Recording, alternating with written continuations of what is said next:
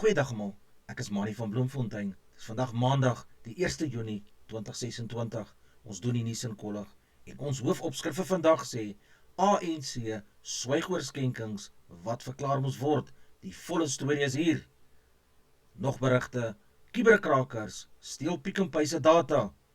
SAPD het afgedank oor veediefstal. Eskom sit Johannesburg se straatligte af. Lerina verloor sy bokstitel. Sasha is beseer, dalk 3 maande uit rugby. Die onafhanklike verkiesingskommissie, die IEC, het aangedui dat hy die ANC gaan vra om verduidelikings te gee oor skenkings wat volgens skenkers gemaak is, maar nie deur die party verklaar of erken is nie. Volgens die jongste politieke beleidsverslag het die IEC kennis ontvang van 2 skenkings van ANC strukture. R500 000 van Value Max Projects aan die ANC se Ekurhuleni tak, R270 000 van Cap Trust Investments aan die ANC se Veteranenliga. Die ANC het nie hierdie skenkings in sy jongste verklaring in die IEC vermeld nie, wat daartoe gelei het dat die verkiesingskommissie verder ophelding wil hê. Die jongste verslag toon dat die politieke partye altesaam sowat R97,2 miljoen aan skenkings verklaar het. Die grootste ontvangers was die DA en Rise Mzansi. Pick n Pay het bevestig dat kuberkrakers toegang verkry het tot klantedata van ou weergawe van sy afleweringsplatform wat vroeër as Bottles en later as Pick n Pay ASAP bekend gestaan het. Die data hou verband met rekords uit 2022 en is onlangs op die internet en die donker web opgespoor. Die moontlike blootgestelde inligting sluit in name en vanne, e-posadresse, selfoonnommers, afleweringsadresse, geboortedatums, smart shopper nommers waarvan toepassing, die laaste 4 syfers van bankkaarte en vervaldatums van hierdie kaarte. Pick n Pay sê egter dat volle kaartnommers en CVV-kodes nie gestoor word en daarom nie deel is van die datalek nie. Die maatskappy beklemtoon dat die huidige ASAP en smart shopper platform op 'n nuwe stelsel werk en nie deur die voorval geraak is nie. Klante word dus aangeraai om wagwoorde te verander waar dieselfde wagwoord elders gebruik word, versigtig te wees vir verdagte oproepe, SMS'e en e-posse, nooit pins of eenmalige wagwoorde soos OTP's met enige iemand te deel nie. Die DA in die Noord-Kaap het 'n beroep op die provinsiale regering gedoen om streng op te tree teen kontrakteurs wat 'n bewering swak bouwerk aan openbare infrastrukture gelewer het. Dit volg nadat verskeie gebreke by sommige geboue en ander strukture aangemeld is wat vrae laat ontstaan het oor die gehalte van die werk wat deur die kontrakteurs gedoen is. Volgens die DA kan swak bouwerk nie net lei tot vermorsing van belastingbetalers se geld nie, maar dit kan ook 'n veiligheidsrisiko vir gemeenskappe inhou.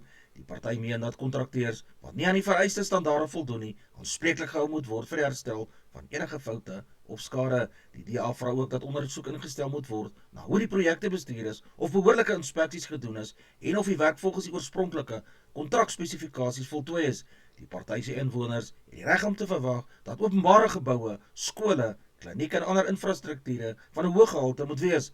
Verder meen die DA dat beter toesig en strenger beheermaatreëls nodig is om te verseker dat toekomstige projekte betyds en volgens die vereiste standaarde afgehandel moet word. Die party sê die regering moet belastinggeld verantwoordelik bestee en seker maak dat gemeenskappe die diens kry waarvoor hulle wel daarvoor betaal het. 'n 45-jarige vrou van Oudtshoorn het skuld beken op aanklagte van geldwasery. Die saak spruit uit 'n ondersoek deur die valke na verdagte geldtransaksies wat oor 'n tydperk plaasgevind het. Volgens die vervolgingsgesag het die beskuldigde ingestem tot 'n pleitooreenkoms met die staat. Die hof het bevind dat sy betrokke was by finansiële transaksies wat daarop gemik was om die oorsprong van die geld weg te steek. Die hof het haar skuldig bevind en 'n vonnis opgelê wat onder meer 'n opgeskorte gevangenisstrafvonnis ingesluit het. Die saak dien as herinnering dat geldwasery ernstige misdaad is wat dikwels met ander onwettige aktiwiteite verband hou. Owerhede sê hulle sal voortgaan om finansiële misdade te ondersoek en diegene wat by sulke misdade betrokke is voor die hof te dag. Die geskorste minister van polisie, Senzo Mchunu, sal weer voor die Madlanga kommissie moet verskyn wanneer openbare verhore op 1 Junie hervat word. Die kommissie ondersoek beweringe van misdadigheid, politieke inmenging en korrupsie binne die staat se strafregpleegstelsel.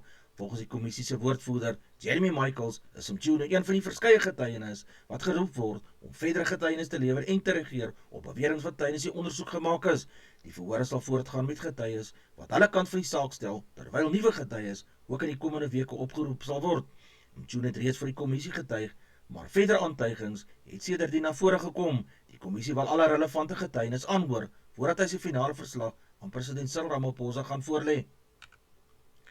'n Lid van die Suid-Afrikaanse Polisiediens van Standerton in Mpumalanga is afgedank nadat hy verbind is met 'n saak van veediefstal ter waarde van sowat R450.000. Die voormalige polisielid is skuldig bevind nadat ondersoeke om met die diefstal van beeste verbind het. Volgens die owerhede is die saak ondersoek nadat veeboere verliese aangemeld het. Die ondersoek het uiteindelik gelei tot die arrestasie en vervolging van hierdie polisielid. Die hof het bevind daar voldoende bewyse was om hom aan hierdie misdaad te koppel. Die SAPD het die afdanking verwelkom en beklemtoon dat lede wat by misdaad betrokke raak nie in die polisiediens hoort nie. Die polisie sê hulle bly daartoe verbind om korrupsie en misdaad binne hulle eie geleedere te bekamp en om vertroue in hierdie diens te herstel. Veediefstal bly 'n groot probleem in baie landelike gebiede van Suid-Afrika en veroorsaak jaarliks biljoene rande se verliese vir boere. Owerhede moedig boere aan om verdagte aktiwiteite onmiddellik aan te meld en om hulle vee behoorlik te merk en te monitor. Eskom het die kragtoevoere na sekere straatligte in dele van Johannesburg afgesny weens uitstaande skulde en betalingsgeskille met plaaslike owerhede. Volgens Eskom het die maatreël deel gevorm van pogings om uitstaande bedrae te verhaal en druk op wanbetalers toe te pas. Die verskaffer sê munisipale skuld bly 'n ernstige uitdaging wat sy vermoë beïnvloed om 'n betroubare elektrisiteitsdiens aan die mense te lewer. Die afskaafking van straatligte het kom onder inwoners se motorritse laat ontstaan. Baie meen dat donker strate veiligheidsrisiko's kan verhoog en misdaad kan aanwakker. Gemeenskapsorganisasies het 'n beroep op die betrokke owerhede gedoen om die geskil so gou as moontlik op te los. Eskom het aangedui dat die kragtoevoer herstel kan word sodra betalingsreëlings nagekom word of 'n ooreenkoms tussen die partye bereik word.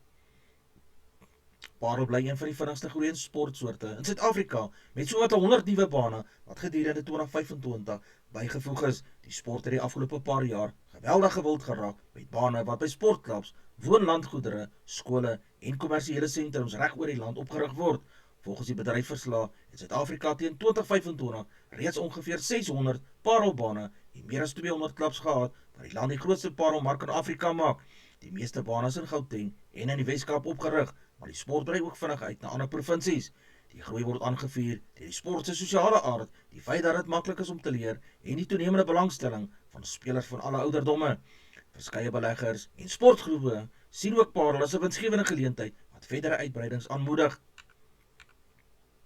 Parel Gimnasium het Saterdag 'n indrukwekkende oorwinning behaal toe hulle Hoër Landbouskool Oudtshoorn met 49-30 in Ribbesdal geklop het. Parel Gimnasium het van die begin af die tempo van die wedstryd bepaal en met sterk aanvalspel en goeie verdediging die tuisspan onder druk gehou. Die besoekers het verskeie drie gedruk en hulle kanse goed benut om die voorsprong geleidelik uit te bou. Oudtshoorn het hard probeer terugveg en kon ook punte aanteken, maar Parel Gimnasium se fisieke spel en vermoë om geleenthede af te rond was die verskil tussen hierdie twee spanne gewees.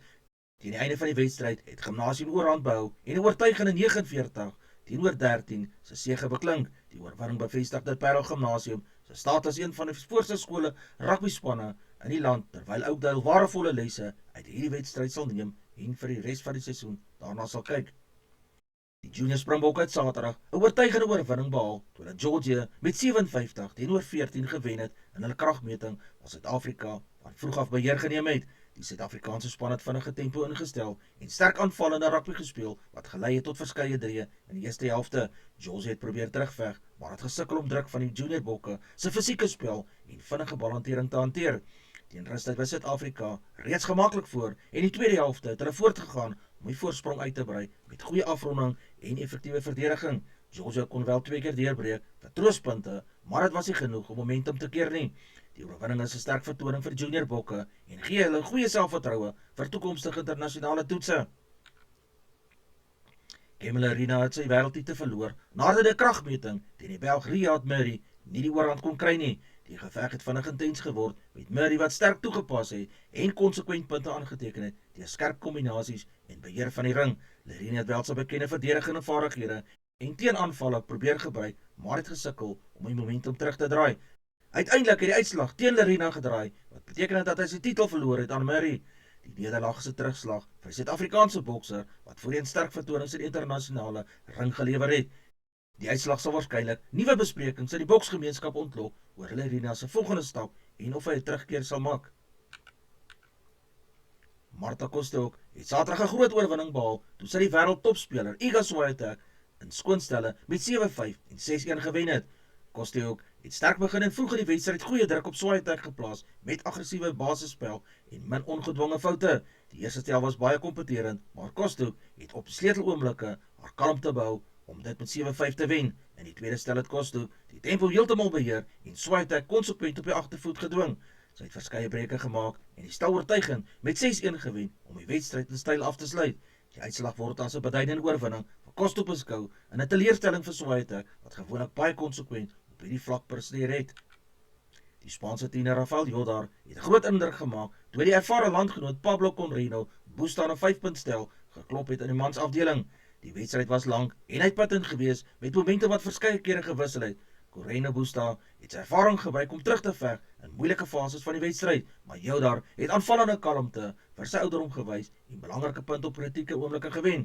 Na harde stryd oor 5 stelle het die jong Spanjaard uiteindelik deurgedruk om die oorwinning te beklink. Die uitslag word as 'n groot deurbraak vir Jodar beskou. Marco Bezzecchi het Sondag die MotoGP ren op die Mugello-baan in Italië gewen, waar hy sterk vertoning gelewer het. Bezzecchi het vroeg in die wedren goeie ritme gevind en homself in die voorste groep gevestig. Op die vinnige en tegniese Mugello-baan het hy konstante rondetye gehandhaaf en foutlose rywerk gelewer om sy posisie te behou. In die latere fases van die wedren het hy druk van sy mededingers weerstaan en sy voorsprong slim bestuur. Die bandbeheer en koerskeuse was deurslaggewend in die laaste rondes, waar hy die tempo net genoeg verhoog het om die oorwinning veilig te stel. Die oorwinning is 'n groot hoogtepunt in Bezzecchi en 'n belangrike resultaat vir Aprilia op hulle tuisgrond in Italië.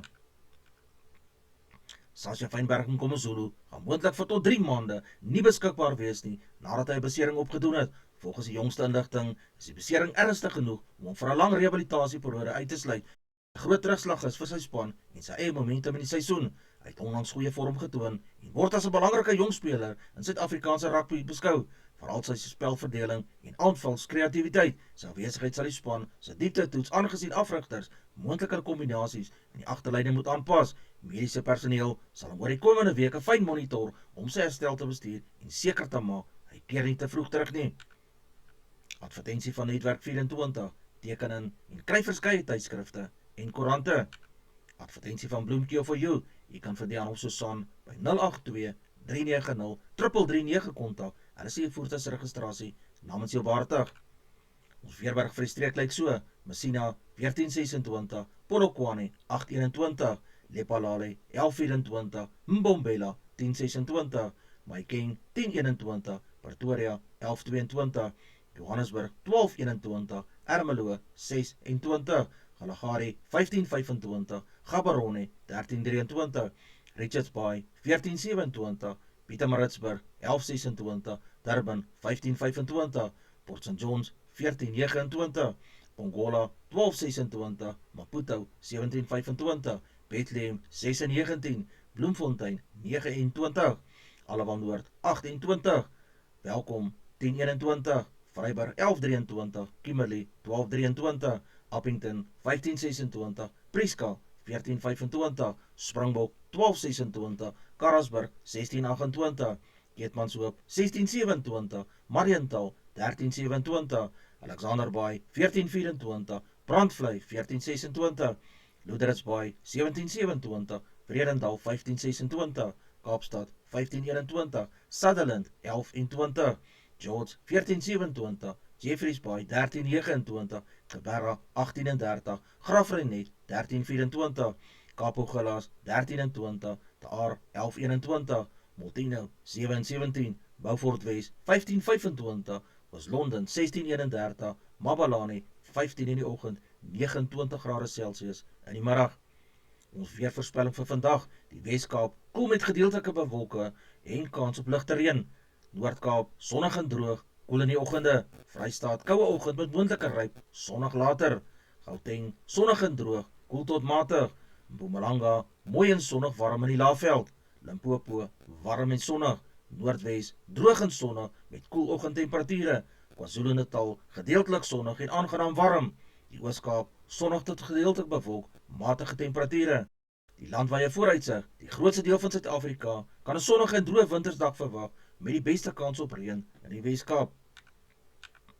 Ons markaanwysers lyk as volg: die rand verhandel teen R16.23 teenoor Amerikaanse dollar. Die pond kos R21.84. Die euro verhandel teen R18.94. Die Australiese dollar kos R11.67. 'n yen kos 10 sent. Platinum kos $1,928 per fyn ons. Palladium kos $1,381. Goud kos $4,542 per fyn ons. Silwer per fyn ons is $75.24. Brent olie per vat is $91.14. Gedagte vir die dag: begin die week met geloof in jou hart, dankbaarheid in jou gedagtes en hoop vir die pad vorentoe.